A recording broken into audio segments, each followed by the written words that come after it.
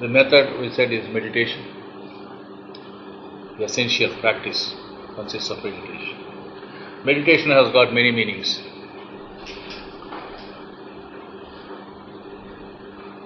It can mean contemplation of a particular subject.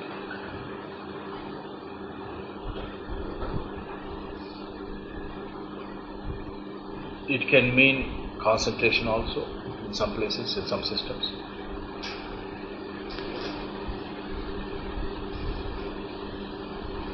It can be contemplation on just what you see in nature. It can be contemplation on what the great men have said, fixing up your thought on that. This is generally known as manana by us. We don't include as dhyana in our system. In this country we call it manana. Think about it. It's one of the essential ingredients of any serious practice. And dhyana also is there. We talk about dhyana only. There are two things: you have got to meditate, and you also have got assistance from the Guru through Pranahuti. These are the two aspects of our system.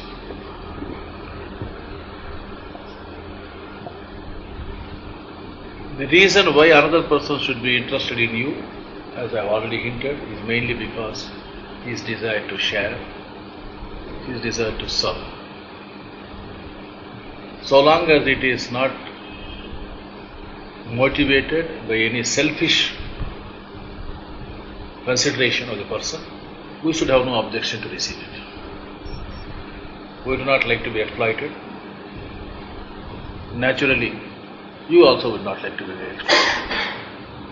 We would like to learn. So the whole process is, you do your sadhana, you will be assisted in your sadhana. There are certain meditational practices we advise. One is the early morning meditation.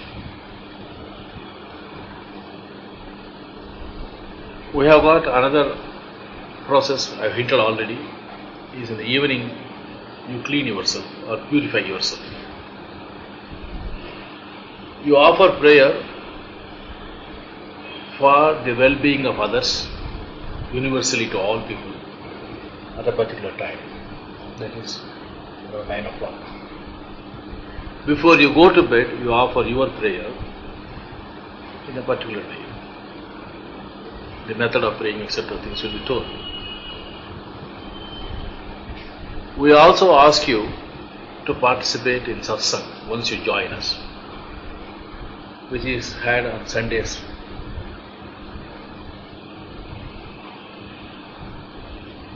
And also in some places, in some cities on Wednesdays also, Wednesdays evening. The reason for asking people to attend satsang is, in a collective group meditation, you feel greater force of the divinity entering into all of us. It is a matter of experience, you can feel for yourself. We also advise you that once you get introduced, to take individually sittings from a trainer, qualified trainer, with whom you can discuss what are your difficulties in sadhana, how you are able to progress, how you are not able to progress, what are the circumstances which enable you to progress further and seek gratification of that process, and what are the difficulties that you encounter and how best you can get rid of them. So these are all the methods of meditation that we suggest. In-depth talk about this will be followed. Purpose of meditation, as we started this morning also, some of you have said you have got some problems, some of you said that you want concentration, some of you said that you want some satisfaction of desires, whatever it is. But basic purpose of meditation is to know more about ourselves. We seem to be knowing everything in this world except ourselves. Even the name that we have got is what somebody has given us. We are not born with the name. Of course, the form you are born with it. And that seems to be changing enormously. From childhood, it has been changing and continues to change. Your attitudes your opinions, your desires were also getting transformed. Then who are you? How do I know what I am? What exactly I am? This question appears to be philosophical, something with which no ordinary man need bother about. Because after all we are living, sir, we are happy. What is the need for knowing all these things? It boils down to that. But when you know that internal happiness is not coming from the external circumstances, when you know that you seem to be swayed away by certain feelings, certain emotions, either for the good or the bad, then you would like to know what exactly you are, how you react. Why is it you react in a particular way? All our consciousness has been outward directed till now. We have been responding to stimuli, as this morning said, external stimuli. And the internal was restricted to your hunger or your urges. We do not seem to be aware of many other things that are there inside. We have framed our ideas, our attitudes, our aspirations, everything is inside. We do not seem to know what exactly they are. Crystallized opinions we don't have. If you want to know, you have got to go inward. Inward consciousness is what you have got to develop. Our consciousness now is outward.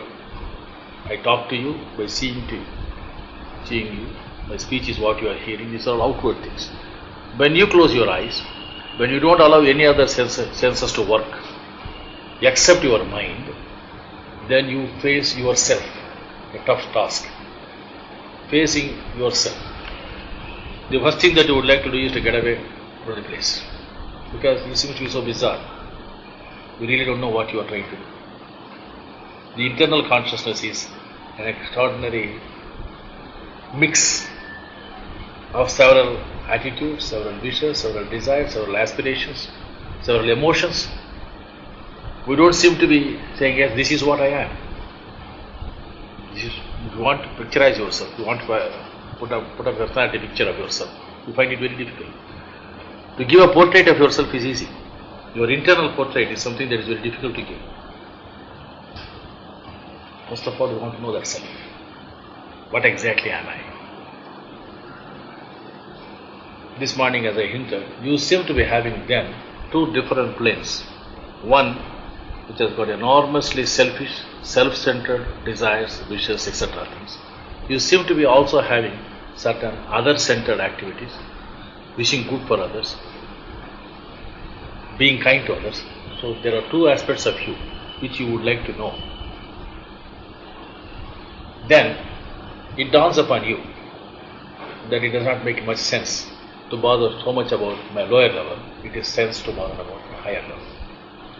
Only those who are capable of feeling this would be ideally fit for meditation in the path. Otherwise, if it is restricted to meditation, means I try to get some energy so that I can concentrate well. That type of meditation is entirely different. If you want to take a test just now, all of you can close your eyes, count down from 25 to 0. Do that. Close your eyes, start counting down from 25 to 0. Close your eyes, kindly do it from 25 to 0. Do not have any other idea except counting down.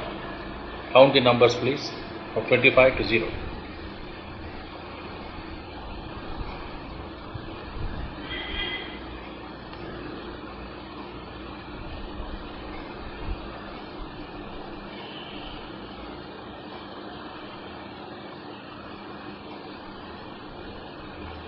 Over. You would have seen that your mental tendencies which are going out were getting restricted to those numbers. A simple act of counting down is capable of bringing you into a state of calmness. You don't have to do much of exercise. This is enough exercise. If you are satisfied with just getting calmness, this is good enough meditation to do. But that meditation can be helpful only in doing your problems perhaps. You attend to, somebody comes to your shop, disturbs you, you do this, you are back at work, no difficulty. You have forgotten the fellow. Similarly, when somebody distracts you in your studies, if you do this, you are back in your studies. It's a very, very simple meditation. All that you have got to do is to count down. No mantra is required, no tantra is required. Because this mind is capable of doing that itself. This is at the level of the dharana. We are able to maintain a thought on dharana level. This has not moved to the dhyana level. Please understand the difference. When we go to the dhyana level, we are trying to know what we don't know. We start with a surmise. We don't know what we are. I don't have to count numbers. I don't have any japa today to say, any mantra to say. All that I know is I just don't know myself. Helplessness here. If you feel that helpless situation, you are fit for a mature meditation. If you feel competent, please note that you will not be in a position to move on to the finer aspects of meditation. Meditation demands that you do nothing and just nothing. You do something, you are in the field of dharana. That's concentration. So this system that we are talking about, with no strings attached, is something connected with meditation per se. We are talking only about meditation. Allow your thoughts to go as ever they are, wherever they want. Don't bother about them. Don't give even attention to it, as some systems ask you to give attention. Don't give attention to it.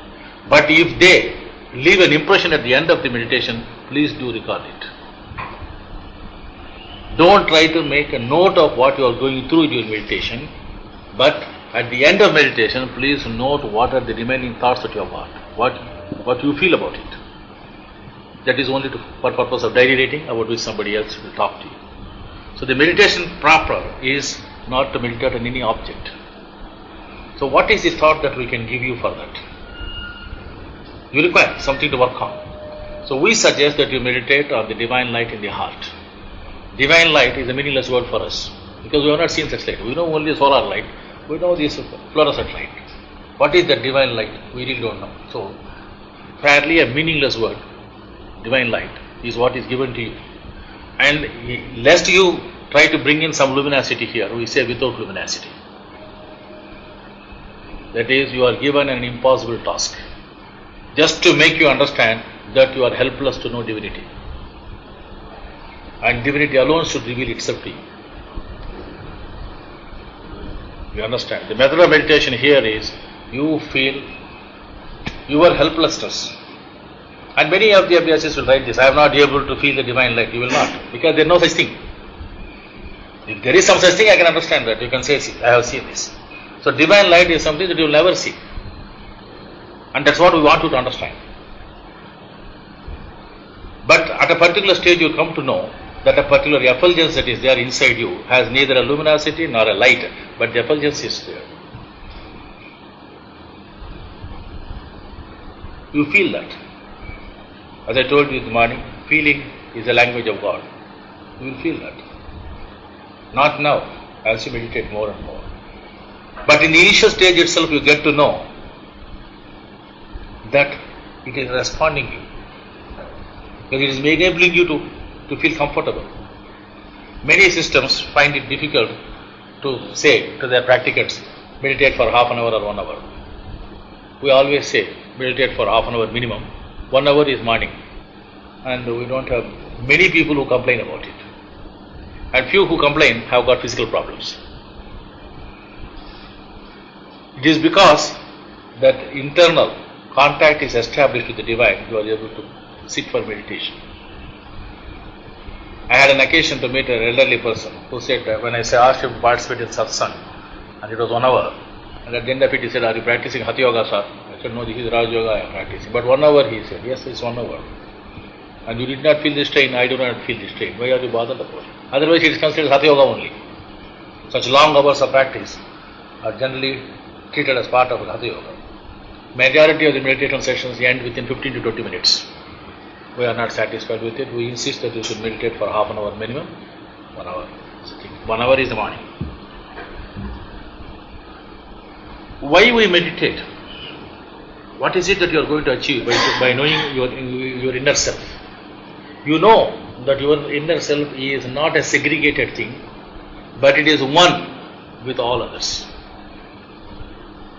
The traditional example is that of air. You have got a tumbler here, you have got a bottle there. There is air here, there is air inside here. There is air outside. But if you break this, the inside air becomes one with the other air. If you break that, it becomes one with the air.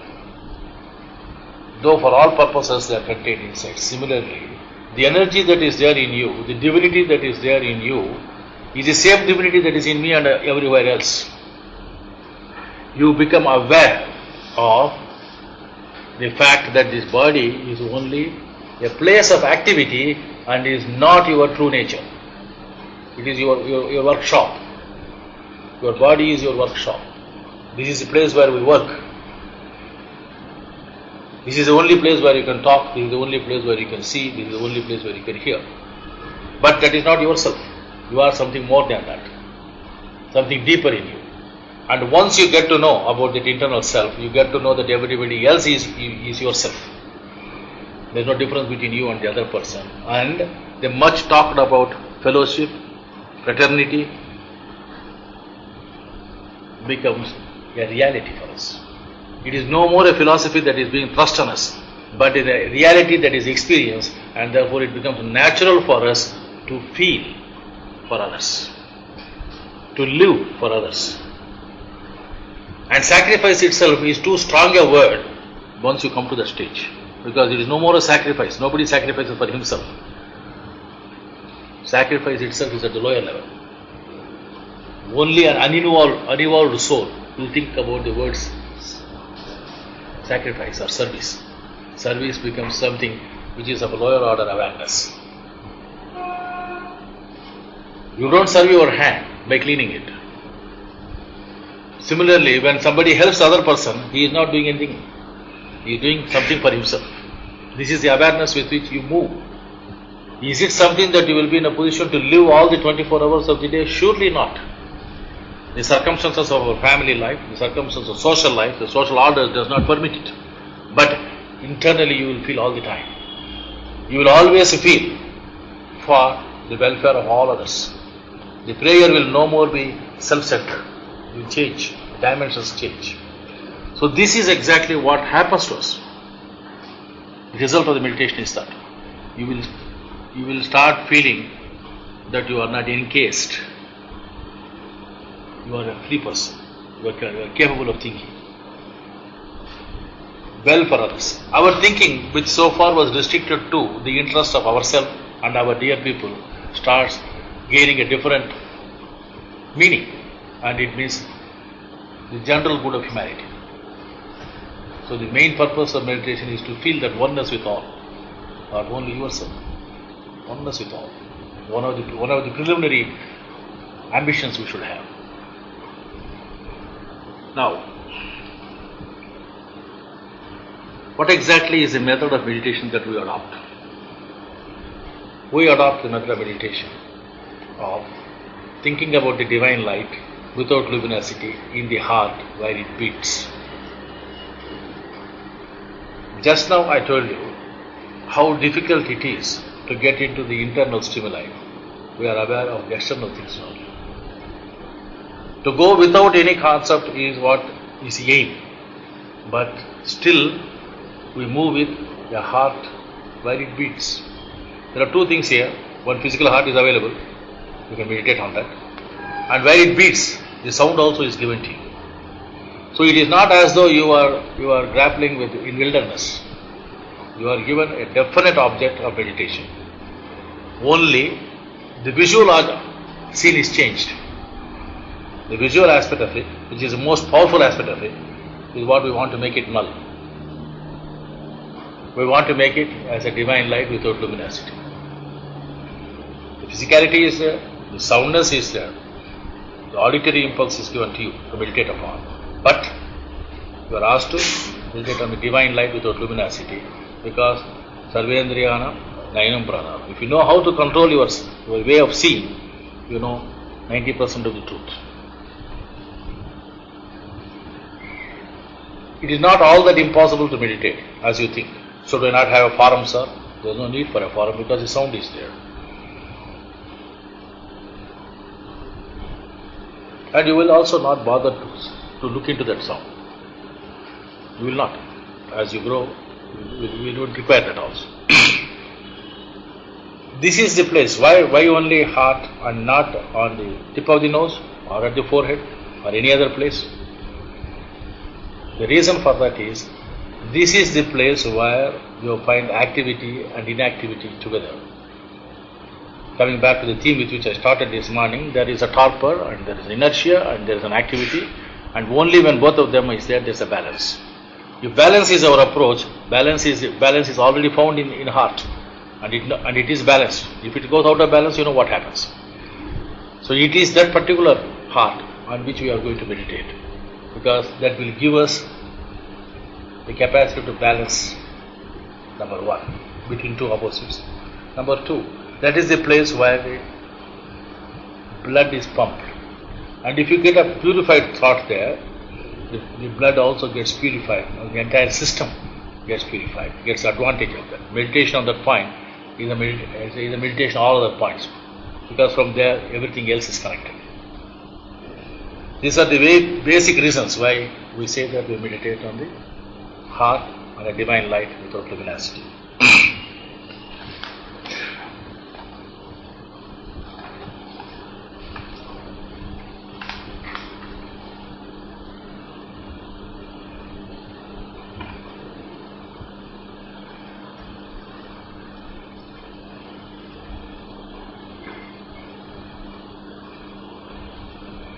You have lot of internal noises.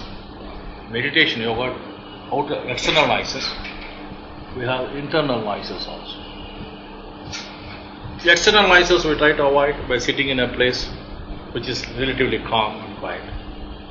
You can't help it nowadays. Enormous noise is there around. So prefer early hours of the day, we meditate at that time.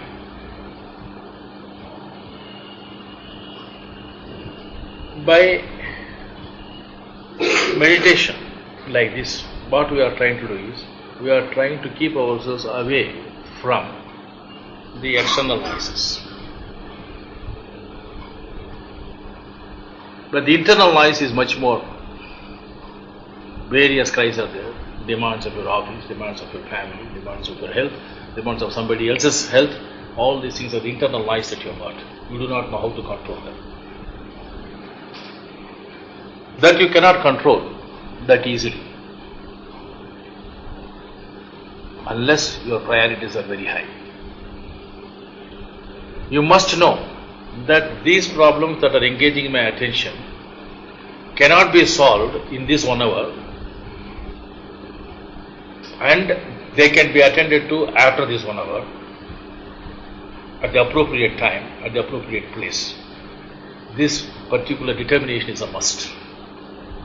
If you don't have this this particular decision or prioritization, that the meditation is more important than bothering about other problems which you anyway cannot solve in that 1 hour by sitting there. Under no circumstances you can solve there.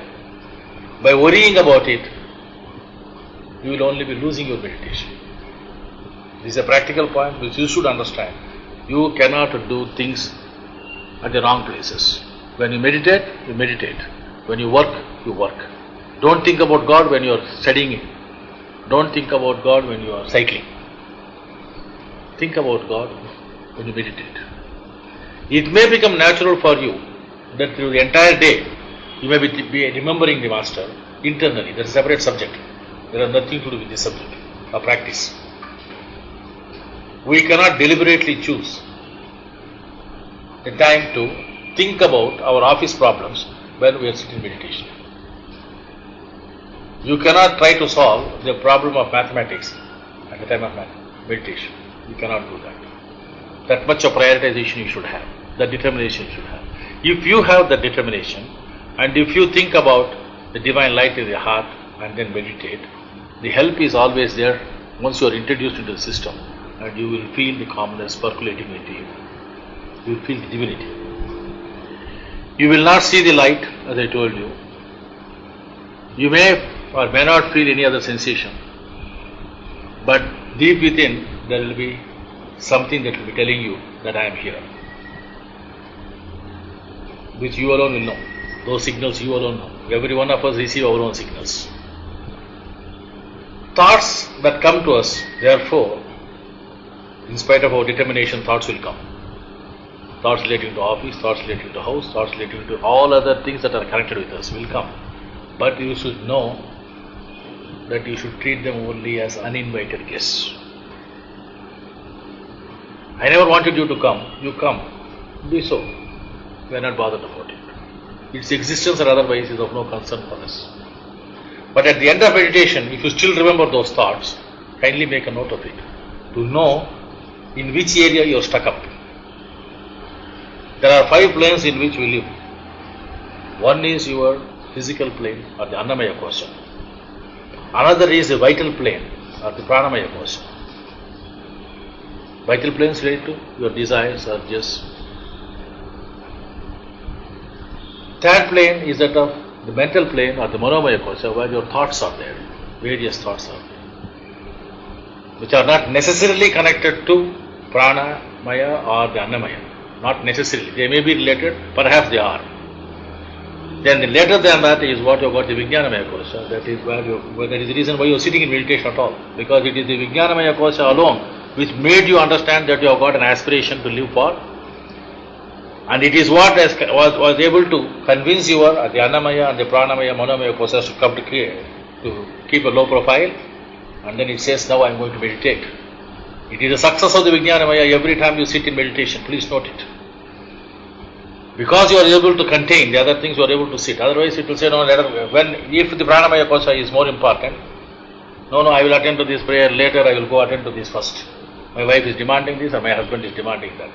Or, no, I feel terribly hungry, I must go now and eat. Even though you might have eaten just now. The impulsive tendencies that arise because of the wants of the physical, vital and mental planes are the barrier which you have already been able to put down when you have come to sit in meditation. The mere fact that we are all sitting here and talking is a fact that must enable us to remember that we are now living in the plane of Vijnanamaya, and it is Vijnanamaya that is transacting. I am not transacting with you at the animal level, at the Annamaya kosha or the Pranamaya kosha, not at the mental level. I am transacting with you at the Vijnanamaya, talking about your aspirations. So note what type of thoughts that were disturbing you in your meditation at the end of it. If you feel terribly disturbed and you cannot help recording it, record it. That the thoughts relating to this came. Because that will enable you next day to determine that you should not fall a prey to that. If you don't record it, surely you are not going to get rid of it. Because unless you know your enemy, you will never defeat him. You must know the power of your enemy. And these are inimical to your aspiration. First 3 layers of our consciousness are inimical to our aspiration. They will try to distract you. They will try to take away all the time of our meditation. It is possible certain times. Suppose there is a marriage at your house, perhaps it will take away all the time. In happiness. Suppose there is a bereavement in your house, it will take away all the time in your sadness. Exceptions are exceptions. You need not bother about it. You can ignore. If you have not been able to meditate on those days, I will say don't bother about it. But that cannot be an excuse for every alternative day, that cannot be wrong. There are exceptions. Exceptions are exceptions. Exceptions never become a rule. So these meditations that you are going to have will definitely have this type of problem all the time. Once you know that it is a divine light without luminosity, that is the object of your attention, and your helplessness before the divine is what is to be enshrined in your heart. And to do that, the prayer of the system is there, which says that God is the goal and God is the means. The end is God, Master is the God of human life. Thou art the only God and power to bring me up to this. It means. So the means for us is He. Why? Because I cannot do that. I cannot contemplate on a divine light without luminosity. Therefore, He alone has to help me on that. Right. That is the means. And the goal is Himself. That is, I would like to feel as much related as He is to all the human beings. When I say that I should become divine, I am asking for relationship which the divine has established with all of us. If you are one with Him, that means that means we are one with all in the world. That is why we say that the borders of love get expanded. You are love for yourself, the narcissistic love. No, we are universal love. Universal love is a reality. It is not an ambition. You will vibrate, you will feel bad about everything that is happening elsewhere. But at the same time, you have got the confidence to say, yes, I am here. Don't bother. Righteousness will win. Good will succeed. This faith comes to a person who feels oneness with the divine. It is the divine that was getting defeated. Please note this. It is the divine that was getting defeated again and again. In human history, you will find again and again. It is divinity that lost the game. But it has never left it. Because that particular energy which is there is always bubbling. It never accepts defeat. Never accepts defeat. It means to bring in a happiness that's our birthright. God wants us to be happy and we shall be happy. Come what may. We fight. But in this process you know that somebody else is loving you. All these are the problems that you are going to have in your meditation. You will find your instincts demanding attention. You will find all sorts of ideas coming to you. Of kama, krodha, mada, matsarya, irshya, dvesha, everything will come to you. You have to face all of them. Squarely with the feeling that divinity is with me and He knows what to do with it. Brush them aside. If you yield to any one of them, that means you lost a game on that day. Next day you got to gird up your loins again and then start. Never to leave it once and for all. Yesterday I was reading some mail where somebody said that he was forced to get up from meditation because of several problems that he had. And I felt sorry for him. Because it's a vicarious problem. He was not in the scene. The problem was elsewhere, some miles, thousands of miles away. He was imagining a problem. So he was having a drama of the physical plane at the mental plane. Problem is elsewhere, in Kashmir, let us say. And then if we say that we are not able to meditate on the divinity because of the problem that is there in Kashmir, it is living at the mental plane, a physical plane problem, which is an impossibility. It's an illusion. We can never tackle a problem like that. But the basic core of ours is capable of solving the problem because we go with happiness. Happiness knows no boundaries. It is not at the physical plane. Bliss has no boundaries. It has no physical plane. Peace has no boundaries. It has no physical plane.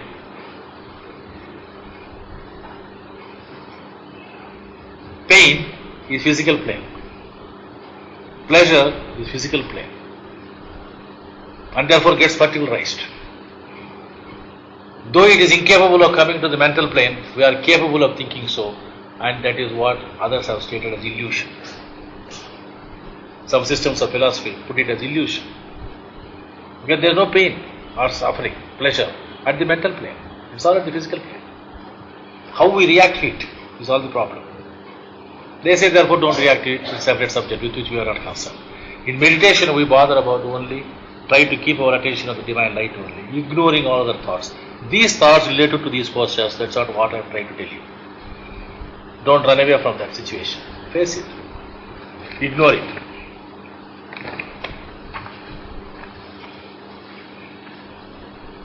In meditation, to summarize, I would say that you have got to have an easy and natural posture to sit. Don't change it too often because you want a steadiness of mind. Divine light without luminosity. Don't ask for a color, don't ask for a brightness, don't ask for any other quality for that. Divine light, whatever it be, we don't know that. We just don't know that. It is there. It is felt. And we meditate on the heart where it beats. We try to go from outside noise to inside noise. That is, we try to restrict the external noise as much as possible.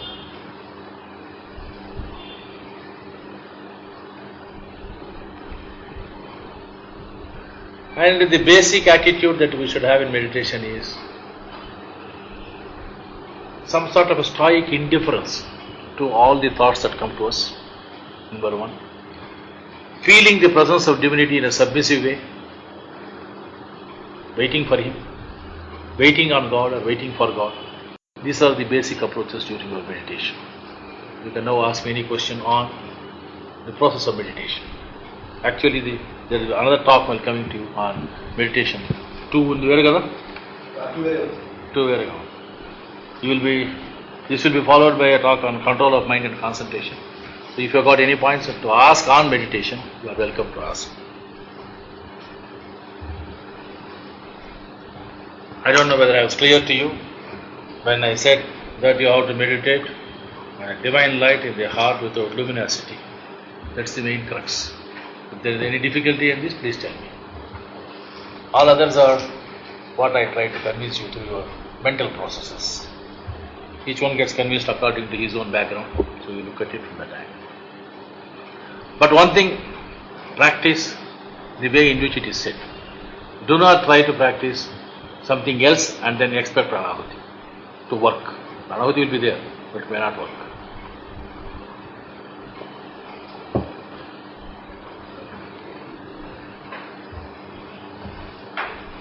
Thank you.